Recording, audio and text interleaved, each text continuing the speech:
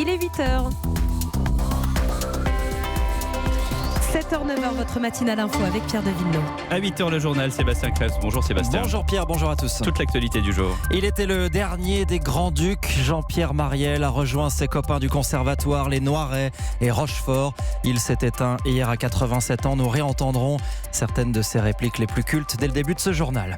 Macron, saison 2. Le président joue gros ce soir. Il compte lancer la suite de son quinquennat. 18h, grande conférence de presse. Ce sera à suivre sur Europe 1.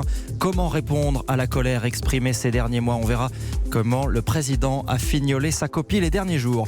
Et dans ce journal également, l'enquête sur l'incendie de Notre-Dame qui commence et une hypothèse qui émerge. Un système de cloches électriques installé dans la toiture a pu déclencher la première étincelle. Et puis les voitures autonomes, des navettes sans pilote bientôt déployées un peu partout en France. 16 projets retenus pour des essais grandeur nature. 8h12, Vincent Hervouette et l'édito international l'Arabie Saoudite pointé du doigt après une série d'exécutions. 8h15, David Doucan reçoit Yves Verrier, le secrétaire général de Force ouvrière. Europe 1. On dirait un Courbet, dis donc. Un cul de bonne femme. Oh, il est magnifique. Je vais le peindre en vert, en bleu, en rouge, en jaune. Oh, j'y passerai des jours, des nuits, des mois s'il le faut. Oh non de Dieu, bordel de merde. La gouaille et le coffre, la voici identifiable de Jean-Pierre Marielle s'est donc éteinte. 1975, vous avez entendu les galettes de Pont-Aven, dont on peut se demander si les dialogues auraient pu encore être écrits aujourd'hui. Marielle, 87 ans, emporté par la maladie d'Alzheimer, a rejoint les copains Philippe Noiret et Jean Rochefort, Claude Rich, sa bande du conservatoire. Bonjour Thierry Geffrotin. Bonjour Sébastien. Il nous laisse une centaine de films, beaucoup de comédies, mais pas seulement, il savait tout faire.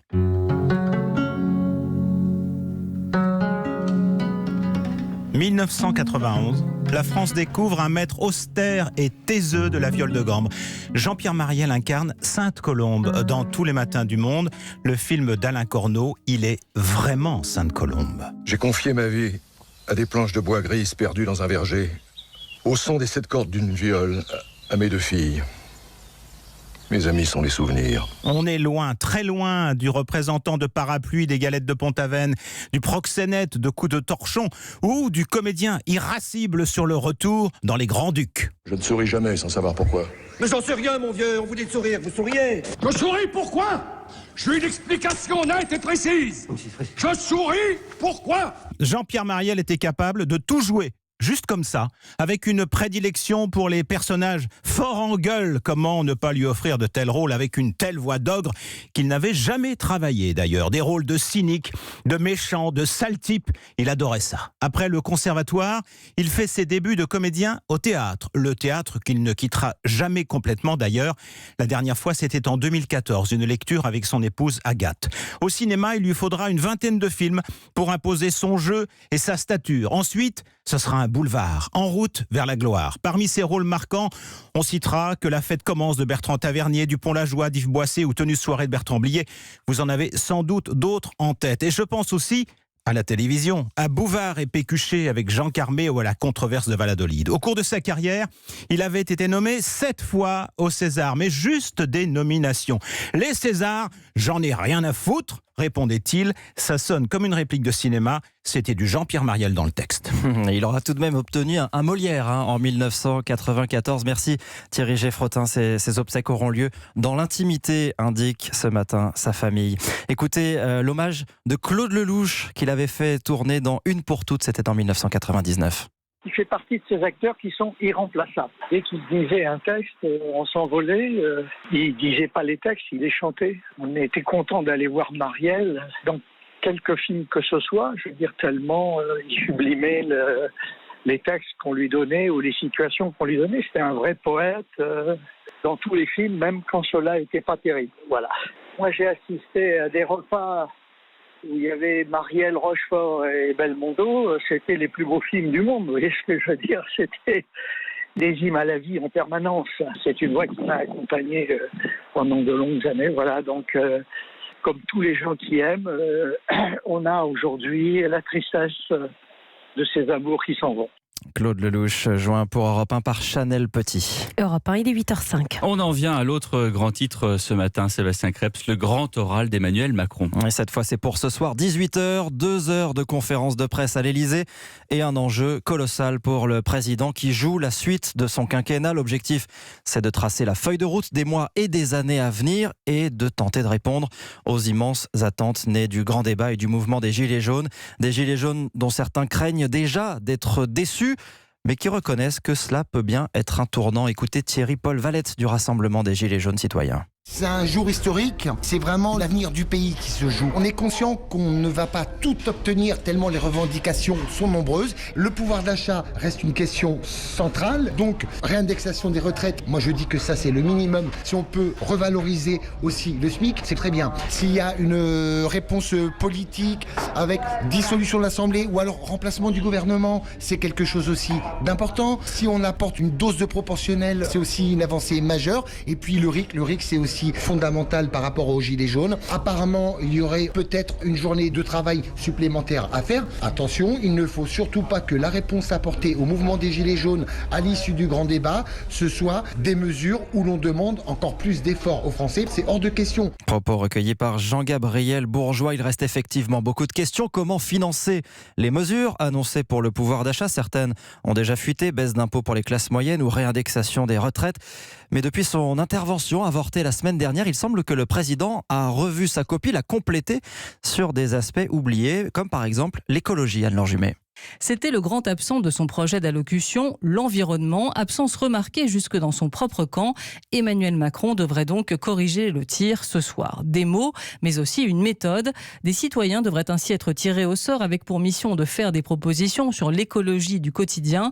Emmanuel Macron va aussi solliciter les partenaires sociaux lors d'une prochaine conférence sociale et environnementale. Il veut les mettre face à leurs responsabilités, décrypte un ministre, en les appelant notamment à lier transition écologique et emploi. Le chef de l'État devra aussi confirmer s'il a bien l'intention de faire travailler plus les Français et si oui, comment. Suppression d'un jour férié, allongement de l'âge de départ à la retraite. On attend aussi des détails sur la réforme institutionnelle et notamment l'introduction d'une dose de proportionnelle.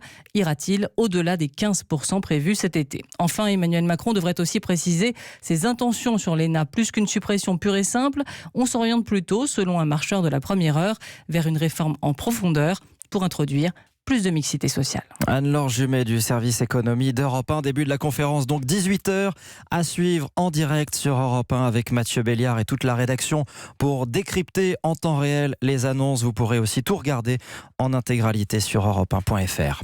Carlos Ghosn peut à nouveau rêver de liberté. Le tribunal de Tokyo a approuvé cette nuit sa demande de libération en échange d'une caution de 4 millions d'euros. Il faut encore attendre l'examen de l'appel du parquet, mais en cas de rejet, cela pourrait aller vite. L'ancien patron de Renault-Nissan pourrait sortir dans les toutes prochaines heures. Au Sri Lanka, la menace terroriste toujours présente. Les autorités annoncent que les églises catholiques du pays vont rester fermées jusqu'à nouvel ordre. Aucune messe ne sera célébrée tant que la sécurité ne sera pas rétablie. Et puis l'image du jour nous vient de Vladivostok. Kim Jong-un et Vladimir Poutine côte à côte pour un sommet historique au bout de la Sibérie. Les deux hommes qui se rencontrent pour la première fois mettent en scène ce matin leur proximité et veulent renforcer leurs liens. La Corée du Nord vient ici chercher du soutien après l'échec du dernier sommet avec Donald Trump. Et la suite du journal avec Sébastien Krebs, c'est une hypothèse qui émerge dans l'enquête sur l'origine de l'incendie de Notre-Dame. Oui, au moment où les experts de la police scientifique vont enfin pouvoir aujourd'hui entrer dans la cathédrale et examiner de plus près les débris. Certains journaux, comme le Canard enchaîné, évoquent effectivement une piste. Ils pointent un système de cloches électriques qui avait été installé de façon visiblement peu prudente sous les toits et dans la flèche. Explication avec Aude Vernouchiot.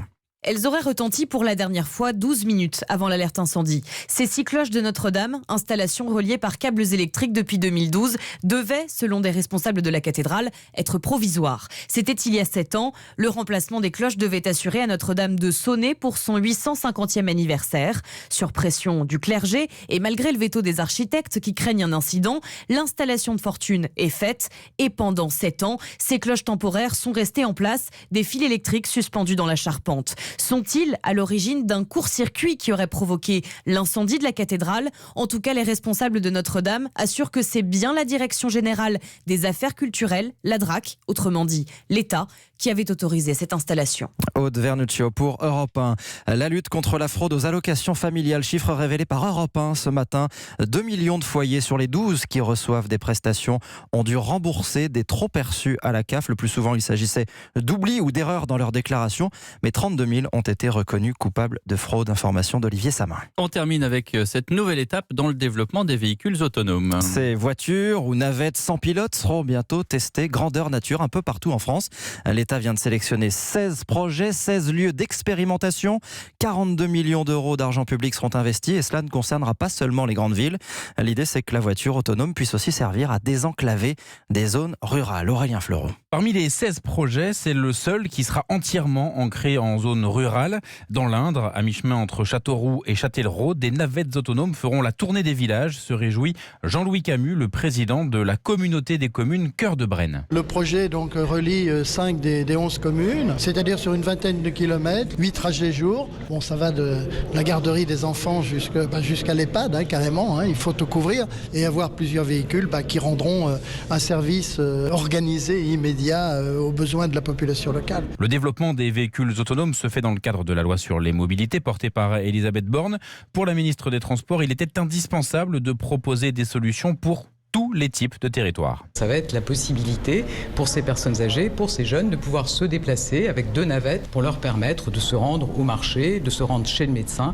Donc c'est vraiment pour proposer des solutions dans des territoires où on n'a pas le choix, où il n'y a que la voiture aujourd'hui. Ces expérimentations vont permettre d'affiner la réglementation avec à terme des navettes pilotées à distance, sans opérateur à l'intérieur pour reprendre la main, comme ce sera le cas dans quelques mois à Toulouse. Aurélien Fleureau du service économie d'Europe 1.